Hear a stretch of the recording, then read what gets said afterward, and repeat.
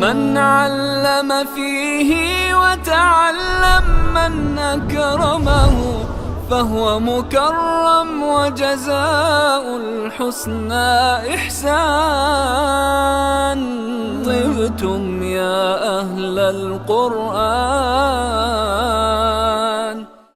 الحمد للہ رب العالمین والصلاة والسلام علی اشرف الانبیاء والمرسلین نبینا محمد وعلی آلہ وصحبہ اجمعین. اما بعد فاعوذ باللہ من الشیطان الرجیم. بسم اللہ الرحمن الرحیم. وَلَقَدْ يَسَّرْنَا الْقُرْآنَ لِلذِّكْرِ فَهَلْ مِن مُدَّكِرٍ. صدق اللہ العظیم. رب اشرح لی صدری ویسر لی امری واحلل عقدۃ من لسانی یفقہوا قولی. آمین یا رب العالمین. عزیز طلباء و طالبات، لسان القرآن یعنی قرآن کی زبان، اس پیریڈ میں میں آپ کو خوش آمدید کہتا ہوں. میں نے آپ کے سامنے سورۃ القمر کی ایک آیت تلاوت کی ہے، اور یہ آیت سورۃ القمر میں اللہ تعالیٰ نے 4 مرتبہ دہرائی ہے. اس آیت کا ترجمہ کیا ہے یقیناً آپ سب کے علم میں پہلے سے ہوگا، لیکن ہم ذرا اس ترجمے کو دہرا لیتے ہیں کہ اللہ تعالیٰ نے اس آیت میں ارشاد فرمایا ہے کہ یقیناً ہم نے اس قرآن کو آسان کر دیا ہے نصیحت حاصل کرنے کے لیے. تو کیا کوئی نصیحت قبول کرنے والا ہے؟ یہ میں نے ایک ترجمہ کیا ہے، اس کا ذکر کا ترجمہ میں نے نصیحت کے حوالے سے کیا ہے. اور ذکر کے ایک معنی ہمیں ملتے ہیں یاد کرنا. اگر اس معنی کے اعتبار سے اس کا ترجمہ کیا جائے تو ترجمہ کچھ یوں بنے گا کہ اللہ تعالیٰ فرما رہے ہیں کہ یقیناً ہم نے اس قرآن کو یاد کرنے کے لیے آسان کر دیا ہے، تو کیا کوئی ہے یاد کرنے والا؟ قرآن مجید یاد کرنے کے لیے بہت آسان ہے، اس لیے کہ اللہ تعالیٰ فرما رہے ہیں، اور اس بات کا ثبوت موجود ہے. آپ دیکھیں گے کہ ایک چھوٹے سے بچے سے لے کر ایک بوڑھے کافی عمر کے شخص کو یہ قرآن جو ہے یہ زبانی یاد ہے. دنیا کی کوئی کتاب ایسی نہیں ہے جس کو حرف بہ حرف یاد کیا جا سکے. لہٰذا اللہ تعالیٰ کا جو یہ فرمان ہے کہ یقیناً ہم نے اس قرآن کو یاد کرنے کے لیے آسان کر دیا ہے، تو یہ بالکل برحق ہے. اب میں دوسرے معنی کے حوالے سے ذرا آپ کے سامنے بات کرنا چاہوں گا کہ جس کا ترجمہ ہم نے کیا ہے کہ اور یقیناً ہم نے اس قرآن کو آسان کر دیا ہے نصیحت حاصل کرنے کے لیے. تو کیا کوئی نصیحت قبول کرنے والا ہے؟ قرآن مجید نصیحت حاصل کرنے کے لیے بھی بہت آسان ہے، لیکن قرآن مجید نصیحت حاصل کرنے کے لیے اسی وقت آسان ہوگا جب اس کی زبان بھی آسان ہوگی. جبکہ ہم جانتے ہیں کہ قرآن مجید کو ماننے والے اکثر لوگوں کی زبان جو ہے وہ قرآن کی زبان نہیں ہے، اور یہ انڈرسٹوڈ ہے کہ قرآن مجید کی زبان جو ہے وہ عربی ہے. تو آپ سب جانتے ہیں کہ اس دنیا میں جو مسلمان پائے جاتے ہیں ان میں سے اکثر مسلمانوں کی زبان عربی نہیں ہے، لیکن اللہ تعالیٰ فرما رہے ہیں کہ ہم نے قرآن کو آسان کر دیا ہے نصیحت حاصل کرنے کے لیے، اور یہ بات اسی صورت میں صحیح ہو سکتی ہے جبکہ اس کی زبان بھی آسان ہو. لیکن جب ہم اپنا جائزہ لیتے ہیں یا اس طریقہ کار کا جائزہ لیتے ہیں یا اس زبان کو سیکھنے کے حوالے سے ہم گفتگو کرتے ہیں تو ہم میں سے اکثر یہی کہتے ہوئے پائے جاتے ہیں کہ عربی بہت مشکل زبان ہے، لیکن یقین مانیے عربی بہت آسان زبان ہے۔ اب اسے مشکل کیوں بنایا گیا یا یہ مشکل کیسے لگتی ہے، ان سب باتوں کو انشاءاللہ تعالی ہم یہاں پر جاننے کی کوشش کریں گے۔ خاص طور پہ ہم اردو بولنے والوں کے لیے تو عربی سیکھنا انتہائی آسان ہے، اس لیے کہ کل محترم ڈاکٹر عبدالسمیع صاحب بھی فرما رہے تھے کہ ہماری اس بولی جانے والی زبان اردو میں تقریباً 70 سے 80% الفاظ عربی کے، اس لیے ہمارے لیے یعنی اردو بولنے والوں کے لیے عربی سیکھنا انتہائی آسان ہے۔ بس ایک زبان سے جب لفظ دوسری زبان میں جاتے ہیں تو ان الفاظ میں جو تغیر پیدا ہوتا ہے، جو تبدیلیاں پیدا ہوتی ہیں، اگر ہم ان تبدیلیوں کو سمجھ لیں تو یقین مانیے آپ کے لیے عربی بہت آسان ہو جائے گی۔ اور انشاءاللہ تعالی میں آپ کو کوشش کروں گا کہ یہاں پر یہ جو عربی ہے، قرآن کی زبان ہے، یہ اردو میں سکھاؤں، اس لیے کہ مجھے انگریزی بھی اسی وقت سمجھ میں آتی ہے جب اسے اردو میں بولا جائے۔ تو انشاءاللہ تعالی ہم یہاں پر عربی سیکھیں گے اور اس زبان یعنی اپنی بولی جانے والی زبان اردو کی مدد لیں گے، اور اس کلاس میں ہم جو طریقہ کار اختیار کریں گے وہ زبان سیکھنے کے حوالے سے جو مختلف طریقے ہیں ان میں سے ایک طریقہ جو ہم اختیار کریں گے وہ یہ ہوگا کہ زبان کی مدد سے، اور ہماری سیکھی ہوئی زبان اردو ہماری اپنی زبان ہے، اور ہمارا کہنا ہے کہ ہمیں بچپن سے پڑھ رہے ہیں تو اب تک انگریزی بھی آ گئی ہے، تو ان دونوں زبانوں کو استعمال کرتے ہوئے ہم انشاءاللہ تعالی عربی زبان کے قواعد سیکھیں گے، اور انشاءاللہ تعالی وہ جو کل ڈاکٹر صاحب گفتگو کر رہے تھے آپ کے ساتھ صرف اور نحو کی، ان مشکل ٹرمینالوجی کو ایک طرف کرتے ہوئے میں انشاءاللہ تعالی آپ کو آسان طریقے سے عربی سکھانے کی انشاءاللہ کوشش کروں گا۔ آپ اس کلاس سے کس طرح زیادہ سے زیادہ فائدہ اٹھا سکتے ہیں، اس کے لیے چند گزارشات میں آپ کے سامنے رکھنا چاہوں گا، پھر اس کے بعد انشاءاللہ تعالی ہم باقاعدہ اپنے سبق کا آغاز کرتے ہیں۔ سب سے پہلی بات تو آپ کے ذہن میں یہ ہونی چاہیے کہ یہ جو آپ کے کورس ڈیزائن کیا گیا ہے پورا یہ 4 ماہ کا، اس میں عربی کے حوالے سے جو ہیڈنگ میں پڑھ رہا تھا وہ یہ تھا کہ عربی گرامر برائے قرآن فہمی۔ تو اسکوپ ہمارا عربی سیکھ کر قرآن کو سمجھنا ہے، ہمارا مقصد قطعی یہ نہیں ہے کہ ہم نے عربی سیکھ کے تو اس کے بعد عربی بولنی ہے اور ہم نے معاش کے لیے یا تعلیم کے لیے یا اور کسی سلسلے میں کسی عرب ملک میں جانا ہے اور ہم اس کلاس میں اس لیے شرکت کر رہے ہیں۔ تو پہلی بات تو یہ آپ اچھی طرح ذہن میں بٹھا لیں کہ اس کلاس میں آپ کو قرآن سمجھنے کے لیے ضروری عربی سکھائی جائے گی۔ اب کیا کام آپ کریں گے جس سے آپ اس سے بھرپور فائدہ اٹھا سکتے ہیں، وہ چند باتیں اگر ہم نوٹ کر لیں تو انشاءاللہ تعالی بہت فائدہ ہوگا آپ کو۔ پہلی بات یہ کہ اس کلاس میں، ویسے تو ہر کلاس کے لیے رولز لاگو ہیں لیکن خاص طور پہ اس کلاس کے لیے چھٹی ناممکن۔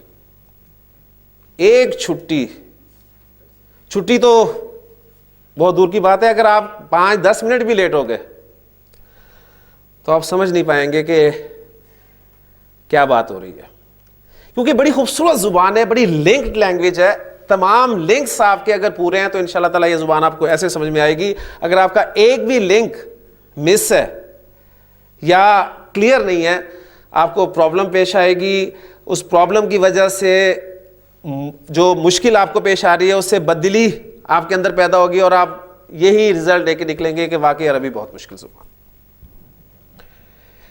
تو ریگولیرٹی، پنکچویلٹی،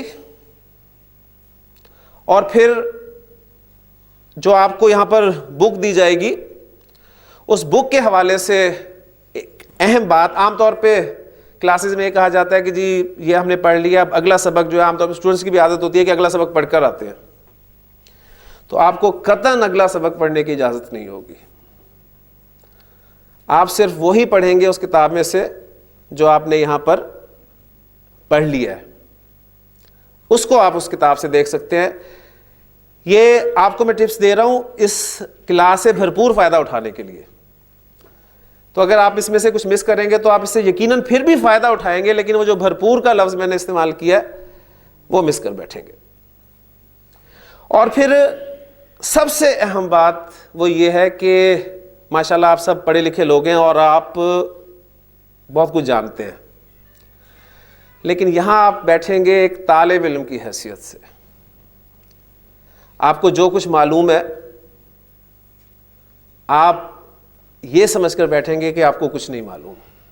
اپنے ذہن کو بالکل صاف کر کے آپ کے جو بھی کانسیپٹس بنے ہوئے ہیں عربی رولز کے حوالے سے ان کو آپ نے پہلے بالکل صاف کرنا ہے. پھر میں آپ کو جو سمجھانے کی کوشش کروں گا انشاءاللہ تعالیٰ آپ کو وہ سمجھ میں آئے گا. اور آپ کے ذہن میں جو سوالات پیدا ہو رہے ہوں گے ان کے لیے آپ انتظار کریں گے. انشاءاللہ تعالیٰ آپ کو آپ کے ذہن میں پیدا ہونے والے ہر سوال کا جواب آپ کو ملے گا. بس تھوڑا سا آپ کو صبر کرنا پڑے گا. آپ کو جلدی نہیں کرنی پڑے گی، جلدی نہیں کرنی ہوگی، اس لیے کہ یہاں پر کھڑے ہو کے مجھے معلوم ہے کہ کس سوال کا جواب جو ہے وہ کس وقت دینا ہے. ہاں، جو آگے کے سوالات آپ کے ذہن میں پیدا ہو رہے ہیں ان کے حوالے سے یہ میں بات کر رہا ہوں. جو ٹاپک کے حوالے سے سوالات چل رہے ہیں، جو آپ کے ذہن میں کوئی بات سمجھ میں نہیں آ رہی، وہ آپ ضرور کر سکتے ہیں. تو یہ چند گزارشات تھیں. انشاءاللہ تعالیٰ جب ہم ان پر عمل کریں گے تو یقین مانیے آپ اس کورس کو انتہائی مفید پائیں گے. اب ہم اللہ تعالیٰ سے دعا کرتے ہیں کہ اللہ تعالیٰ ہمارے لیے اس کورس کو آسان کرے، اسے مشکل نہ بنائے اور اسے خیریت کے ساتھ مکمل کرے. لہٰذا آپ کی جو کتاب ہے لسان القرآن کے نام سے، اس میں بھی وہ دعا لکھی ہوئی ہے، تو انشاءاللہ تعالیٰ وہ دعا وہاں سے یاد کریں گے. میں دعا آپ کے سامنے پڑھ دیتا ہوں کہ ربی یسر، اے میرے رب آسانی فرما، ولا تعسر اور مشکل نہ فرما، وتمم بالخیر اور خیر کے ساتھ، خیریت کے ساتھ مکمل فرما. اس دعا کو انشاءاللہ تعالیٰ ہم روز پہلے آ کر پڑھا کریں گے، اور میری خواہش یہ ہوگی کہ آپ میں سے جو کوئی ایک اسٹوڈنٹ ہے وہ مطلب ڈیلی چینج ہو اور مختلف اسٹوڈنٹس جو ہیں اس دعا کو پڑھیں تاکہ دعا بھی ہمیں یاد ہو جائے. اور انشاءاللہ تعالیٰ آپ دیکھیں اس دعا کی برکتیں آپ کے لیے آسانی ہو جائے گی، کیونکہ آسانی اور مشکل یہ سب اللہ کی طرف سے ہی ہیں. اور قرآن مجید کی وہ آیت بھی آپ کے ذہن میں ہے کہ اِنَّ مَعَ الْعُسْرِ یُسْرًا، یقیناً تنگی کے ساتھ آسانی ہے. تو کبھی آپ کے لیے بہت آسانی ہوگی یہاں پر آنے کی، یہاں پر بیٹھنے کی، یہاں پر سمجھنے کی، اور کبھی کبھی آپ کے لیے یہاں پر آنا بہت مشکل ہوگا اور یہاں پر کوئی بات سمجھ نہیں آئے گی. تو یہ ساتھ ساتھ چلے گا، لیکن اس کے لیے طریقہ کار کیا ہے کہ ہم نے اللہ کی طرف رجوع کرنا ہے، اللہ سے مدد مانگنی ہے کہ ربی یسر ولا تعسر وتمم بالخیر. تو اب دعا کے ساتھ ہم باقاعدہ اپنے اس کورس کا آغاز کرتے ہیں. عربی زبان، جیسے میں نے آپ کو کہا کہ ہم اردو بولنے والوں کے لیے بہت آسان ہے، تو بہت ساری باتیں پہلے سے آپ کے علم میں ہیں، وہ ہم پہلے چند باتیں یہاں پر اکٹھی کریں گے، پھر اس میں آہستہ آہستہ تدریجاً جو ہے اضافہ کرتے چلیں گے اور انشاءاللہ تعالیٰ اپنے کورس کو آسان کرتے چلیں گے. تو عربی زبان میں بنیادی حیثیت حروف الہجا کو حاصل ہے. حروف الہجا جنہیں آپ اردو میں حروف تہجی اور انگریزی میں الفابیٹ کے نام سے جانتے ہیں. ٹھیک، اب ظاہر بات ہے ہر زبان میں کچھ لیٹرز ہوتے ہیں جن کی وجہ سے، جن کی مدد سے الفاظ جو ہیں وہ بنتے ہیں. تو عربی میں انہیں حروف الہجا کہتے ہیں. تو وہ حروف الہجا میں آپ کے سامنے بورڈ پر لکھ رہا ہوں، اور پھر میں آپ میں سے کسی سے درخواست کروں گا کہ وہ ان حروف کو پڑھ کر سنائے.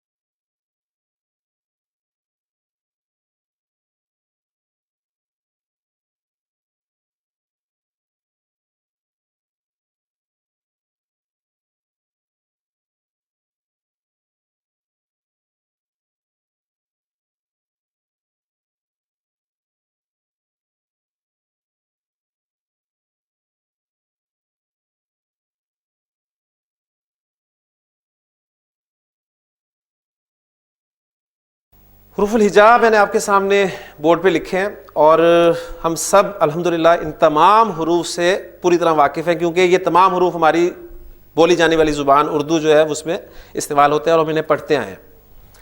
اچھا، اب پہلی بات یہ کہ یہ جو حروف میں نے لکھے ہیں آپ کو ایک خاص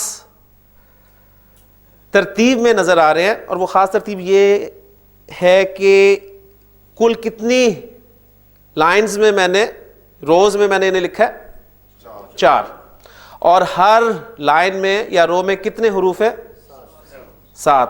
لہٰذا اس کا ہمیں فائدہ یہ ہوا کہ ہمیں ان حروف کی تعداد جو ہے وہ پتہ چل گئی۔ تو حروف الہجا کی تعداد عربی زبان میں کتنی ہے 28۔ تو یہاں جو آپ کے سامنے حروف لکھے ہوئے ہیں ان کی تعداد جو ہے وہ 28 ہے۔ اب ظاہر بات ہے، دیکھیں الفابیٹ انگریزی میں کتنے ہیں 26، اردو میں حروف تہجی کتنے ہیں؟ ہاں دیکھیں انگریزی میں کوئی اختلاف نہیں، اردو میں جو ہماری اپنی زبان ہے ہمیں تھوڑی پریشانی ہوتی ہے، ہمیں سوچنا پڑتا ہے کہ کتنے 31 کے 37 یا 38 یا 52 یہ آپ پہ میں چھوڑتا ہوں، آپ چیک کر کے بتائیے گا۔ بہرحال عربی زبان میں استعمال ہونے والے حروف الہجا جو ہیں وہ کتنے ہیں 28۔ اچھا، اب ان حروف کی عربی میں اپنی پروننسیشن ہے۔ اردو میں ہم انہیں کیسے پڑھتے ہیں؟ الف بے تے سے جیم ہے خے، ایسے ہی ہے نا، لیکن عربی میں آپ انہیں ایسے نہیں پڑھتے۔ عربی میں آپ کیسے پڑھتے ہیں؟ آپ میں سے میں درخواست کروں گا کہ آپ ذرا ان حروف کو پڑھ دیں۔ جی آپ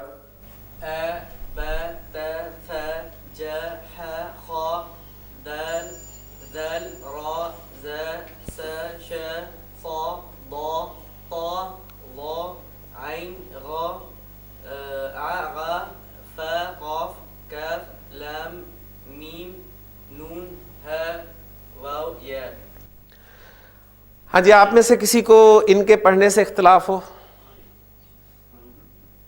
جی جی ندیم صاحب، صرف 2 حروف میں اختلاف ہے، باقی ٹھیک ہے پڑھے انہوں نے۔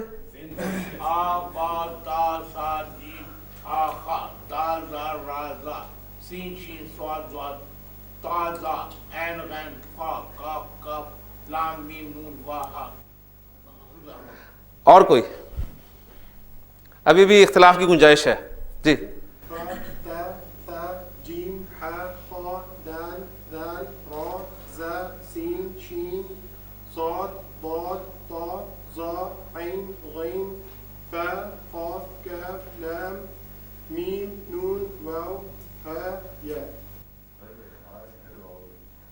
ٹھیک ہے، میں نے لکھے وہ اسی طرح ہا کو پہلے لکھا ہے۔ تو پہلی بات یہ اس لیے خاص طور پہ اس لیے لکھا ہے کہ ہم نے ڈکشنری کنسلٹ کرنی ہے انشاءاللہ عربی زبان کی، تو عربی زبان میں جو آپ کو الفابیٹیکلی ورڈز ملیں گے اس میں ہا پہلے ہوگا اور واؤ کے بعد یا ہوگا، اس لیے میں نے وہی ترتیب سامنے رکھی ہے تاکہ آپ کے لیے جو ہے پریشانی نہ ہو، ورنہ واؤ پہلے آتا ہے ہمارے اور ہا اس کے بعد آتا ہے، پھر یا آتا ہے۔ ہاں جی، یہ جو ہے سامنے ان کی پروننسیشن آئی ہے بالکل ٹھیک آئی ہے۔ اب میں سب کے لیے ایک آسان سا اصول بتا دیتا ہوں، اس اصول کو آپ اگر سامنے رکھیں گے تو آپ میں سے سب ان حروف کو صحیح پروناؤنس کریں گے انشاءاللہ تعالی۔ اصول یہ ہے ردیم صاحب کہ ان حروف کو اردو میں ہم جو پڑھتے ہیں تو اردو پڑھنے میں ہمارے وہ حروف جو اے ساؤنڈ پر ختم ہو رہے ہیں، اے، کون کون سے حروف اے ساؤنڈ پر ختم ہو رہے ہیں؟ ذرا پہلی لائن میں دیکھیں، الف بے تے سے جیم ہے خے، ٹھیک؟ ان پہلی لائن میں کتنے حروف جو ہیں وہ اے ساؤنڈ پہ ختم ہو رہے ہیں؟ 5۔ ایک الف نہیں ختم ہو رہا اور ایک جیم نہیں ختم ہو رہا، لہذا جو حروف اردو پڑھنے میں اے ساؤنڈ پر ختم ہوں گے آپ نے ان حروف کو عربی میں آ ساؤنڈ کے ساتھ پڑھنا ہے، سمپل سا رول، ٹھیک ہو گیا؟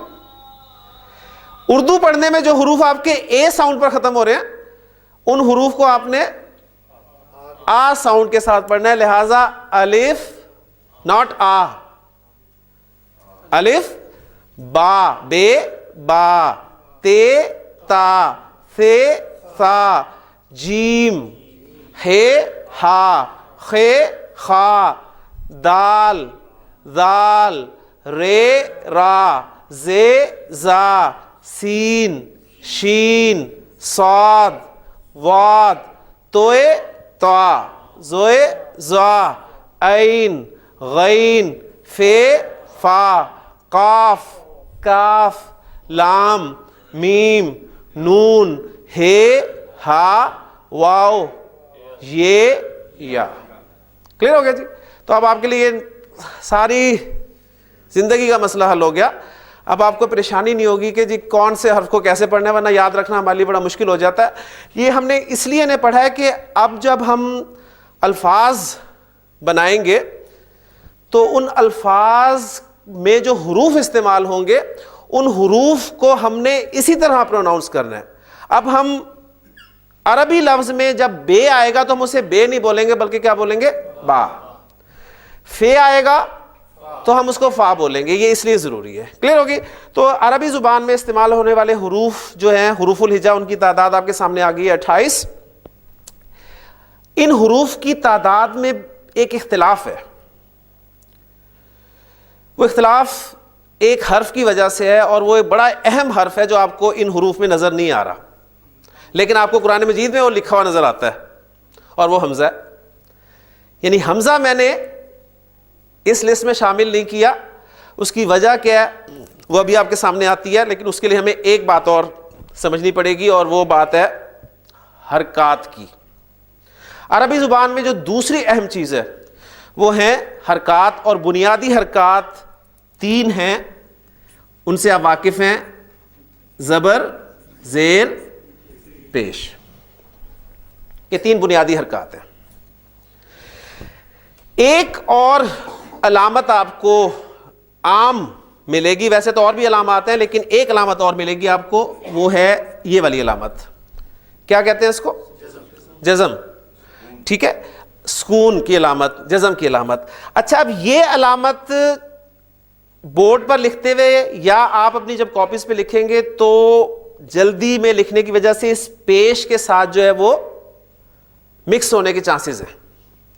لہٰذا ہم اپنے اس کلاس اس علامت سکون کے لیے جو سمبل یوز کریں گے وہ یہ نہیں ہوگا بلکہ یہ ہوگا. ٹھیک، اس کے لیے ایک دائرہ بھی عام طور پہ استعمال کیا جاتا ہے. مختلف علامات ہیں لیکن ہم اس کے لیے اپنی اس کلاس میں اس کو یوز کریں گے. تو زیر زبر پیش اور یہ علامت سکون.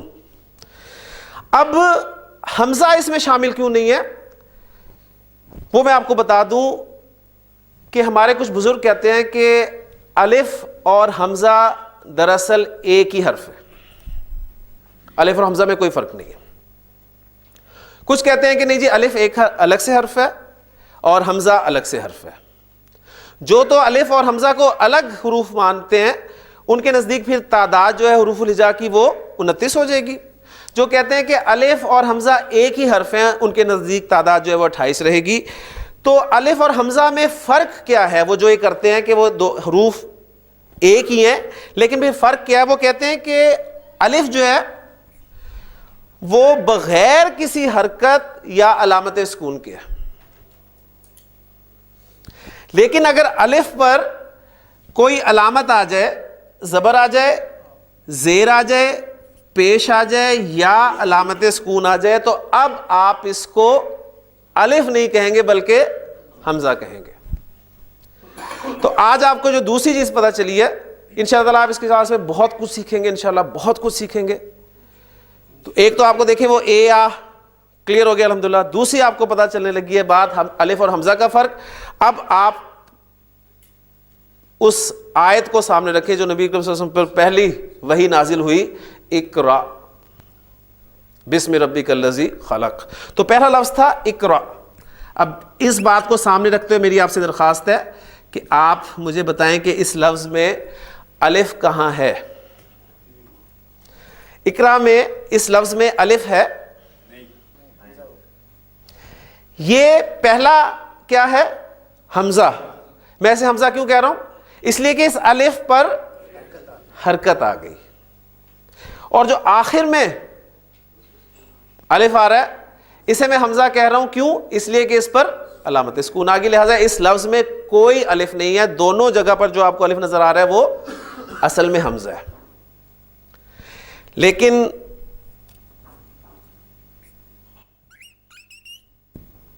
انسان اس لفظ میں آپ مجھے بتا سکتے ہیں کہ الف کون سا ہے اور حمزہ کون سا ہے؟ پہلا والا آپ کا حمزہ ہے اور یہ جو سین کے بعد والا ہے یہ آپ کا الف ہے. کلیئر ہو گیا؟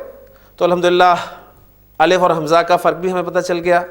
جب بھی آپ قرآن مجید میں کسی الف پر کوئی حرکت دیکھ لیں یا علامت سکون دیکھ لیں تو آپ اسے اب الف نہیں کہیں گے بلکہ حمزہ کہیں گے, اور بغیر کسی حرکت اور علامت سکون کے وہ الف جو ہے وہ واقعی الف کہلائے گا. تو دو باتیں الحمدللہ ہمارے سامنے آ گئیں. اب ٹائم چونکہ ہمارے پاس کلاس میں بہت تھوڑا ہے تو انشاءاللہ تعالیٰ کل اسی سبق کو آگے لے کے چلیں گے. میں اللہ تعالیٰ سے دعا کرتا ہوں کہ اللہ تعالیٰ ہمارے لیے آسانی فرمائے اور ہمیں اپنے کلام کو سیکھنے کے لیے جو ہے وہ شوق اور جوش عطا فرمائے. دعا پر اختتام کرتے ہیں. سبحانک اللہم و بحمدک اشہد ان لا الہ الا انت استغفرک و اتوب الیک. من علم فيه وتعلم من أكرمه فهو مكرم وجزاء الحسنى إحسان. طبتم يا أهل القرآن.